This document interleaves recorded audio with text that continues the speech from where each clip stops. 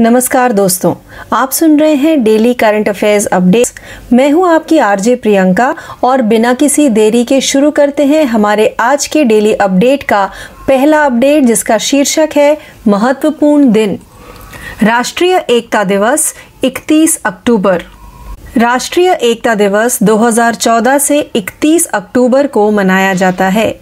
यह दिन सरदार वल्लभ भाई पटेल, वह व्यक्ति जिन्होंने भारत के एकीकरण में महत्वपूर्ण भूमिका निभाई थी, की जयंती को चिन्हित करने के लिए देशभक्ति के आयोजनों के साथ मनाया जाता है। उन्हें लोकप्रिय रूप से भारत के लौह पुरुष के रूप में भी जाना जाता है। पटेल भारतीय राष्ट्रीय कांग्रेस (आईएनसी) के आजीवन सदस्य रहे और उन्होंने भारत के स्वतंत्रता आंदोलन के दौरान अंग्रेजों के खिलाफ लड़ाई लड़ी। स्वतंत्र भारत में वे देश के पहले उप प्रधानमंत्री बने।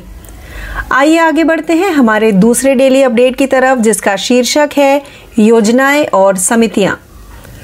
गुजरात में पीएम मोदी द्वारा लॉन्च किया गया mission school of excellence. Gujarat के सरकारी स्कूलों में शिक्षा में सुधार के लिए प्रधानमंत्री नरेंद्र मोदी ने गांधीनगर में महत्वाकांक्षी मिशन स्कूल ऑफ एक्सीलेंस परियोजना शुरू की है। एक आधिकारिक बयान के अनुसार 10,000 करोड़ रुपए के परिव्यय के साथ मिशन विश्व बैंक द्वारा आंशिक रूप से वित्त पोषित राज्य में नए classroom, smart classroom, computer lab और स्कूलों के बुनियादी ढांचे के समग्र उन्नयन द्वारा शिक्षा के बुनियादी ढांचे को मजबूत करने में मदद करेगा। आइए आगे बढ़ते हैं हमारे तीसरे डेली अपडेट की तरफ, जिसका शीर्षक है अर्थव्यवस्था। सीसीआई ने मेक माई ट्रिप गो आईबीबो ओयो पर 392 करोड़ रुपए का जुर्माना लगाया। होटल रूम लिस्टिंग में प्रतिस्पर्धा विरोधी आचरण के लिए भारतीय प्रतिस्पर्धा आयोग सीसीआई ने ऑनलाइन होटल बुकिंग साइटों मेक माई ट्रिप और गो आईबीबो और आईपीओ बाध्य बजट होटल श्रृंखला ओयो पर कुल 392 करोड़ रुपए $47 मिलियन से अधिक का जुर्माना लगाया है, जबकि मेक माई ट्रिप गो आईबीबो पर 223.48 करोड़ रुपए का जुर्माना लगाया गया है। ओयो को 168.88 करोड़ रुपए का भुगतान करने का आदेश दिया गया है। Federation of hotel and restaurant association of India (FHRAI) द्वारा शिकायत दर्ज किए जाने के बाद प्रतिस्पर्धा आयोग 2019 से कंपनियों की जांच कर रही थी। आइए आगे बढ़ते हैं हमारे चौथे डेली अपडेट की तरफ, जिसका शीर्षक है राष्ट्रीय वन्य जीव बोर्ड ने दुर्गावती टाइगर रिजर्व को नए टाइगर रिजर्व के रूप में मंजूरी दी। मध्य प्रदेश वन्य जीव बोर्ड ने पन्ना टाइगर रिजर्व (PTR) के बाघों के लिए एक नए रिजर्व को मंजूरी दे दी है, जिसमें 1/4 केन बेतवा नदियों को जोड़ने के कारण जलमग्न हो जाएगा। अधिकारियों ने कहा 2339 वर्ग किलोमीटर का नया टाइगर रिजर्व, जिसे दुर्गावती टाइगर रिजर्व कहा जाएगा, नरसिंहपुर, दमोह और सागर जिलों में फैला होगा। मध्य प्रदेश के मुख्यमंत्री शिवराज सिंह चौहान की अध्यक्षता में हुई बोर्ड की बैठक में नए टाइगर रिजर्व में 1414 वर्ग किलोमीटर क्षेत्र को कोर एरिया और 925 वर्ग किलोमीटर को बफर के रूप में अधिसूचित करने के प्रस्ताव को मंजूरी दी गई। आइए आगे बढ़ते हैं हमारे पांचवें डेली अपडेट की तरफ, जिसका शीर्षक है नियुक्ति। केंद्र ने संजय मल्होत्रा को नया राजस्व सचिव नियुक्त किया। सरकार ने राजस्थान कैडर के 1990 बैच के भारतीय प्रशासनिक सेवा के अधिकारी वित्तीय सेवा सचिव संजय मल्होत्रा को राजस्व विभाग में विशेष कर्तव्य अधिकारी (OSD) के रूप में नियुक्त किया है। एक आधिकारिक आदेश के अनुसार तरुण बजाज के 30 नवंबर को सेवानिवृत्त होने के बाद वह राजस्व सचिव बन जाएंगे। IIT कानपुर के पूर्व छात्र मल्होत्रा राजस्व विभाग के शीर्ष नौकरशाह के रूप में आगामी केंद्रीय बजट 2023-24 से संबंधित सभी कर संबंधी मामलों को अंतिम रूप देने के लिए जिम्मेदार होंगे। आइए आगे बढ़ते हैं हमारे छठवें डेली अपडेट की तरफ, जिसका शीर्षक है समझौता।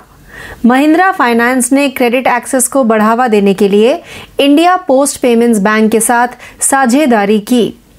Mahindra and Mahindra financial services ने बड़े ग्राहक आधार तक क्रेडिट पहुंच को और बढ़ाने के लिए India post payments bank IPPB के साथ एक रणनीतिक साझेदारी की घोषणा की। इस गठबंधन के एक हिस्से के रूप में India post payments bank IPPB Mahindra and Mahindra को यात्री वाहनों, थ्री व्हीलर, ट्रैक्टर और वाणिज्यिक वाहन ऋण श्रेणियों के लिए लीड रेफरल सेवाएं प्रदान करेगा और डाकघरों में मौजूद महिंद्रा एंड महिंद्रा ग्राहकों को नगद EMI जमा सुविधा प्रदान करेगा। एक पायलट के रूप में यह योजना पहले महाराष्ट्र और मध्य प्रदेश राज्यों में IPPB शाखाओं में लाइव होगी। आइए आगे बढ़ते हैं हमारे 7वें डेली अपडेट की तरफ, जिसका शीर्षक है अंतरराष्ट्रीय। गिनीज वर्ल्ड रिकॉर्ड्स ने आधिकारिक तौर पर सोमवार को सप्ताह का सबसे खराब दिन घोषित किया। गिनीज वर्ल्ड रिकॉर्ड्स ने आधिकारिक तौर पर सोमवार को सप्ताह का सबसे खराब दिन घोषित किया है। गिनीज वर्ल्ड रिकॉर्ड्स ने अपने आधिकारिक ट्विटर हैंडल पर कहा, हम सोमवार को आधिकारिक तौर पर सप्ताह के सबसे खराब दिन का रिकॉर्ड दे रहे हैं। इसकी स्थापना से 1999 तक इसे गिनीज बुक ऑफ रिकॉर्ड्स के रूप में जाना जाता था। इसकी 143 मिलियन से अधिक प्रतियां बिक चुकी हैं, 100 देशों में फैली हुई हैं और कम से कम 22 भाषाओं में प्रकाशित हुई हैं। मानव उपलब्धियों और प्राकृतिक दुनिया की चरम सीमाओं दोनों के विश्व रिकॉर्ड को सूचीबद्ध करते हुए रिकॉर्ड बुक सालाना प्रकाशित की जाती है। आइए आगे बढ़ते हैं हमारे 8वें डेली अपडेट की तरफ, जिसका शीर्षक है योजनाएं और समितियां। दिल्ली LG VK सक्सेना ने 4 जिला सैनिक बोर्डों को मंजूरी दी।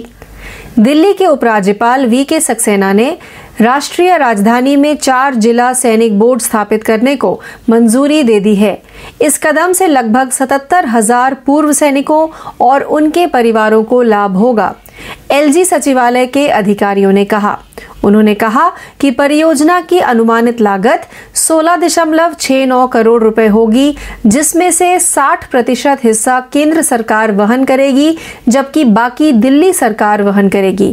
उन्होंने कहा कि 4 जिला सैनिक बोर्ड स्थापित करने के प्रस्ताव को शुरू में मंजूरी दे दी गई थी और 2019 में तत्कालीन LG द्वारा दिल्ली सरकार को भेजा गया था। आइए आगे बढ़ते हैं हमारे 9वें डेली अपडेट की तरफ, जिसका शीर्षक है राज्य। त्रिपुरा के मुख्यमंत्री ने राज्य के पहले सरकारी अंग्रेजी माध्यम कॉलेज का उद्घाटन किया।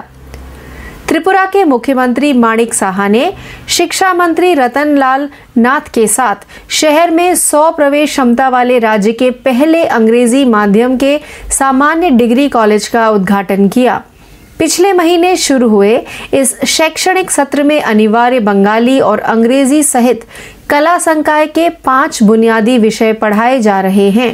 एक पुराने शिक्षक प्रशिक्षण कॉलेज का जीर्णोद्धार करते हुए त्रिपुरा सरकार ने इस साल बजट में प्रतिबद्धता के अनुसार 1 करोड़ रुपए से अधिक की लागत से सामान्य डिग्री कॉलेज का निर्माण किया है। आइए आगे बढ़ते हैं हमारे 10वें व अंतिम डेली अपडेट की तरफ, जिसका शीर्षक है पुरस्कार। PMAY यू अवार्ड्स 2021 में उत्तर प्रदेश को शीर्ष सम्मान। केंद्रीय आवास और शहरी मामलों के मंत्री हरदीप सिंह पुरी ने कहा कि केंद्र की प्रमुख प्रधानमंत्री आवास योजना शहरी PMAY यू आवास योजना के तहत स्वीकृत आधे से अधिक घरों को वितरित किया गया है और शेष पूरा होने के विभिन्न चरणों में है। श्री पुरी की टिप्पणी राज्यों, केंद्र शासित प्रदेशों और शहरी स्थानीय निकायों के योगदान को मान्यता देने के लिए प्रति वर्ष निर्धारित PMAY यू पुरस्कार 2021 के मौके पर आई। पुरस्कारों में उत्तर प्रदेश ने पहला स्थान हासिल किया, उसके बाद क्रमशः मध्य प्रदेश और तमिलनाडु ने दूसरा और तीसरा स्थान हासिल किया। तो इस अपडेट के साथ ही हमारा आज का कार्यक्रम डेली करंट अफेयर्स अपडेट यही समाप्त होता है। ज्यादा जानकारी के लिए जुड़े रहिए। मैं आपकी RJ प्रियंका आपसे विदा लेती हूँ। धन्यवाद।